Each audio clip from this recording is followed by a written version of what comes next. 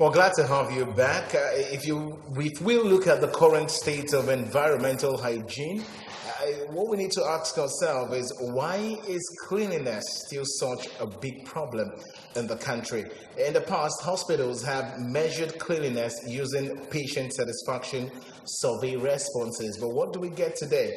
Is that still the case? Well, we'll know more and all of that on the program, Keeping Anambra State Clean. We have a guest in the house who will be talking about it this morning, Venerable Barrister Amechi Okwosa, who's the MD CEO, Awka Capital Territory Development Agency. Good to have you on the program, sir. Thank you. Yes, talking about keeping Anambra State clean. First, as the MD CEO of Awka Capital Territory Development Agency, how has it been so far? Thank you very much. There's an old saying which goes by that cleanliness is next to godliness. It's very important for us to go back to the drawing board. There is a grave danger in the society, especially within the capital territory, and actually the entire state, for us to create an awareness of the importance to keep your environment clean. You see, the need cannot be overstressed. Most properties are quite in a very deplorable condition, especially the residential areas.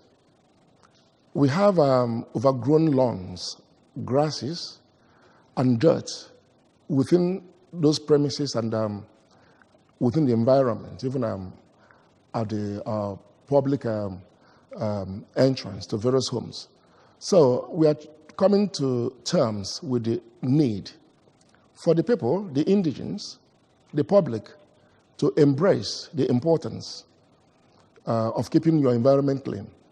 You see, when we look at the consequences, what happens when you have a dirty environment? First of all, it encourages the breeding of rodents and other vermins, rats, mice, and even snakes.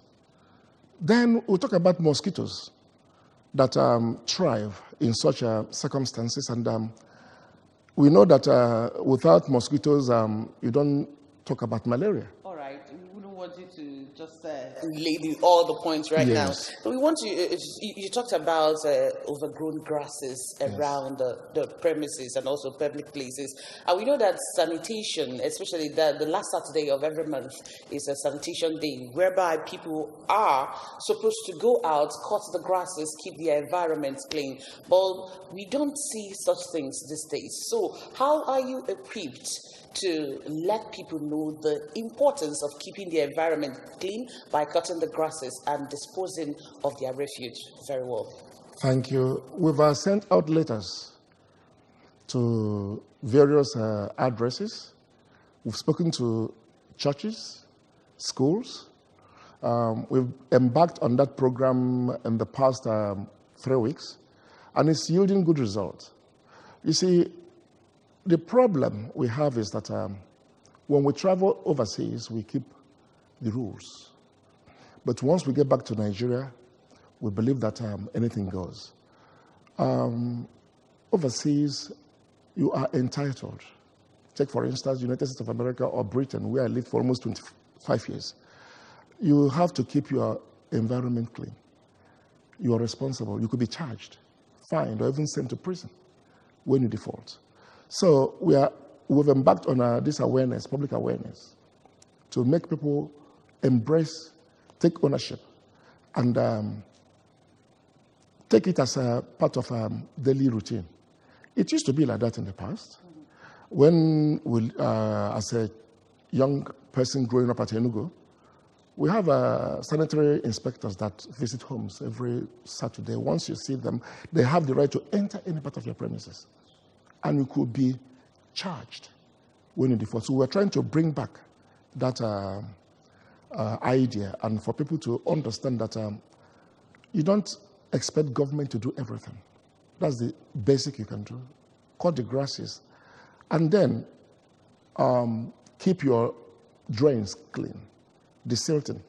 As you mentioned, at the sanitation the Saturday, I think last Saturday of the month.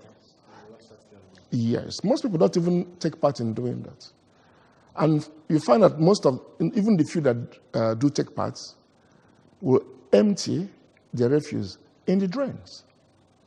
And that has caused a major problem, clogging the drains, which the government has spent a lot to desilt and to unclog those drains. We have places, receptacles, where you put in your refuse, but most people don't do it. They just drop them on the road. Pause you there just to let you know that this is quite participatory. The numbers are on your screen. The very first number is the WhatsApp number where you can actually send your messages. Don't call the number, just send your messages there.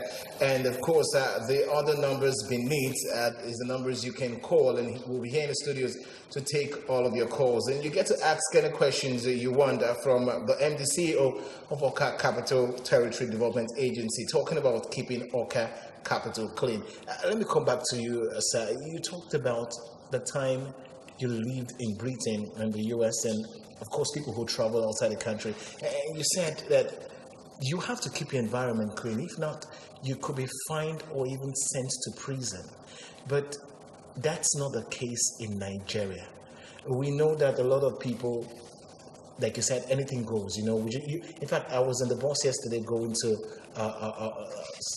Onitsha, and someone in the bus threw out the plastic can, on the road. I wasn't really feeling it. But this is a normal thing most Nigerians do. If this is how they do in the UK or in Britain where they keep laws, why can't we keep laws here? What is responsible for the fact that we keep flouting orders and we keep living like it's none of our business? Thank you very much. You see, we need to sensitize the public once more. Most people, they know the right thing. But it's part of the culture where nobody takes ownership, nobody takes responsibility for their actions. But as we've embarked now to sensitize the public, all of us, we have to put our hands on the deck and correct others when they default. And it is very clear under the ASWAMA laws of 2015. ASWAMA is Anambra State Waste Management Authority. We have provisions in that law that can actually prosecute people for not keeping the environment clean. We have fines from 10,000 to 50,000, and actually prison sentence. But the fact that it has not taken place does not mean that it cannot take place. It's my desire to enforce those rules. Okay, and we hope that it will work out for good. All right, we'll pause you there and we go out there and hear what the people have to say about keeping our environment clean, Awka Capital clean.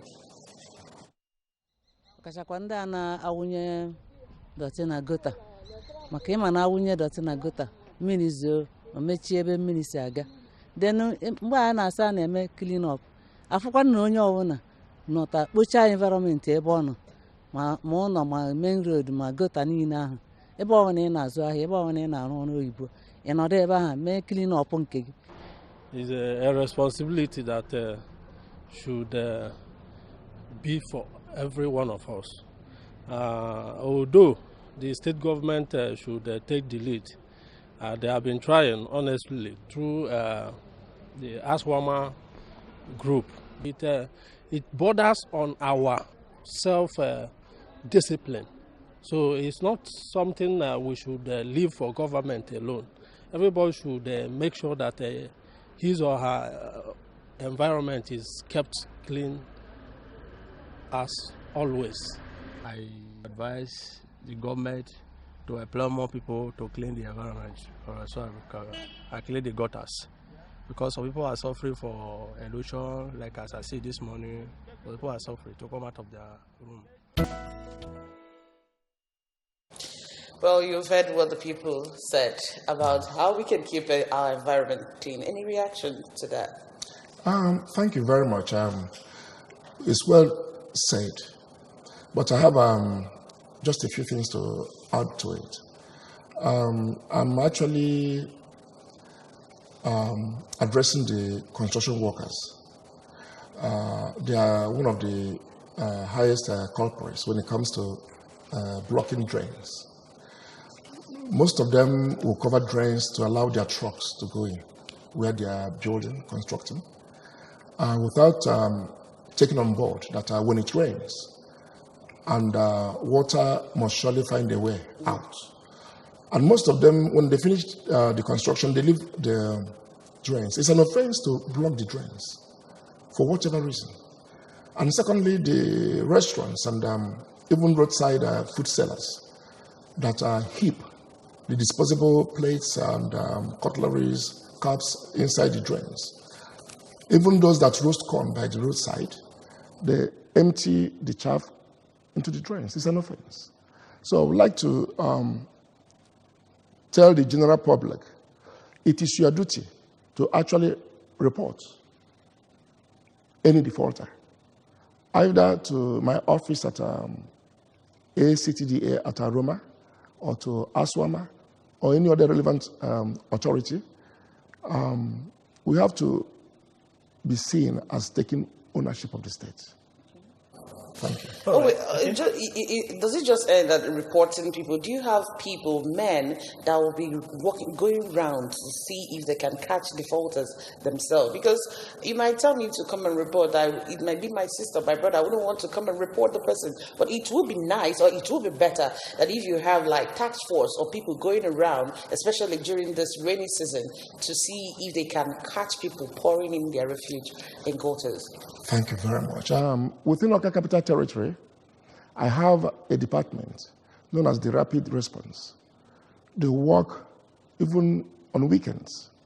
They move around. But you will understand that when we take ownership, you see, coercion as a form of controlling people doesn't always work at all times. But when we have the understanding that it is my duty, then it works better. But having said that, we have a team that operates from our own office that move around. Talking about the laws you talked about enforcing, yes. Have there been people, present or in the past that have been prosecuted because they fail to keep the environment clean? Well, there have been some attempts regarding that, and it hasn't actually taken off very well. So this time around, it's taken off. And wouldn't want people to be taken unawares. That's part of the reason why I'm here, to tell the general public of the need to keep your environment clean, to avoid fines, not just prison sentence, fines. Even public places, you must have designated places where you keep your refuse and make use of the receptacle. If you look around, there are some areas where the ASWAMA kept their receptacles for people to put in their refuse, but they don't do it. The receptacle will be open, empty, but people will litter the environment with their refuse. And it's very important that we understand that it is an offense to litter the environment. All right, let's look at the big picture. Let's move a bit away from Awka and look at Nigeria in general. Yes. Why is cleanliness an issue in this country? Well, it's a very difficult situation. As I said, Nigerians are patriotic. I know that they are capable of doing the right thing. But it really amazes me, why sometimes we need people to tell us what to do. And that doesn't happen when we travel out. For instance, if you get to Heathrow Airport, you must be on the queue. You see Nigerians behaving themselves. But go to Murtala Mohammed Airport, Lagos. Go to Abuja Airport, International Airport. People will jump the queue. And it has happened here before, during the time of Idiabo and the present president of Nigeria, General, the president. But you will find out that when he was the military president of this country, they were able to instill discipline.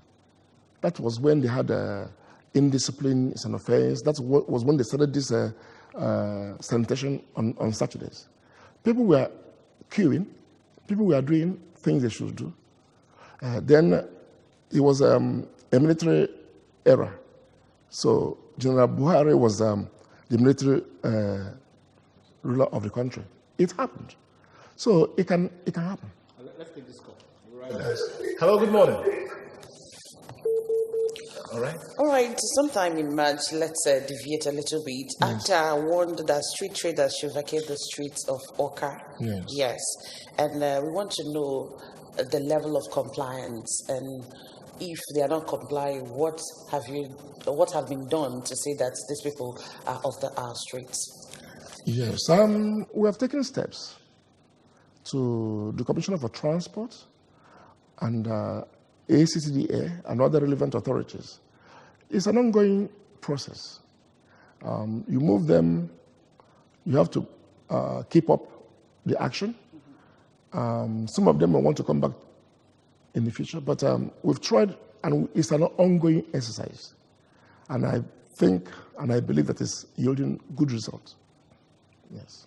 All right, quickly, I know people will really want to know, what are the benefits of keeping not just the environment clean, keeping yourself clean, the environment, and of course, the country at large? What are the benefits? Why should people keep, if somebody want to do something, there are reasons why people want to do it. So what are the benefits of keeping things clean?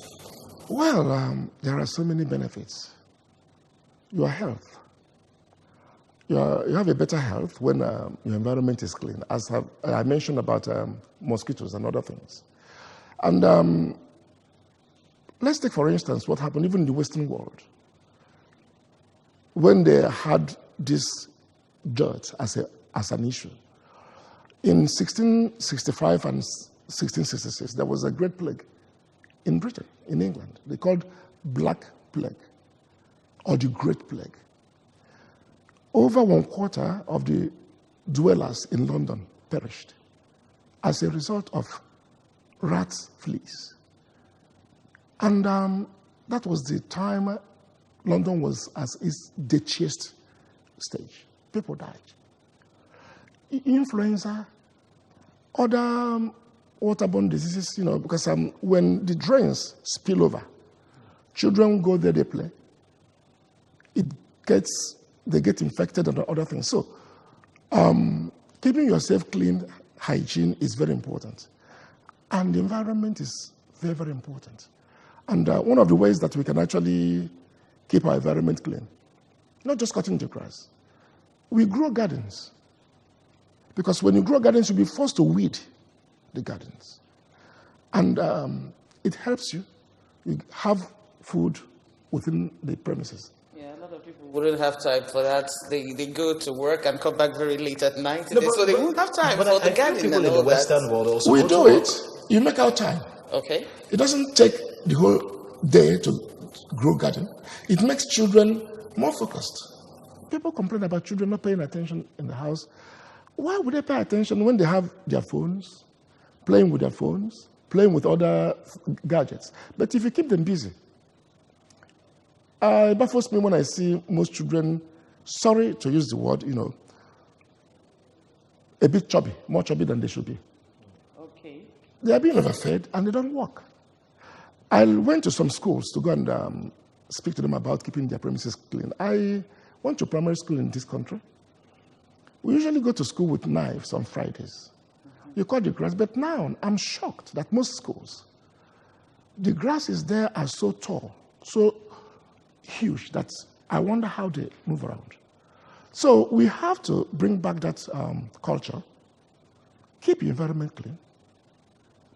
A healthy environment brings health to the occupants of the place. So. All right, I know that the government, especially Anambra State government, they're trying so hard to see that our environments are kept clean.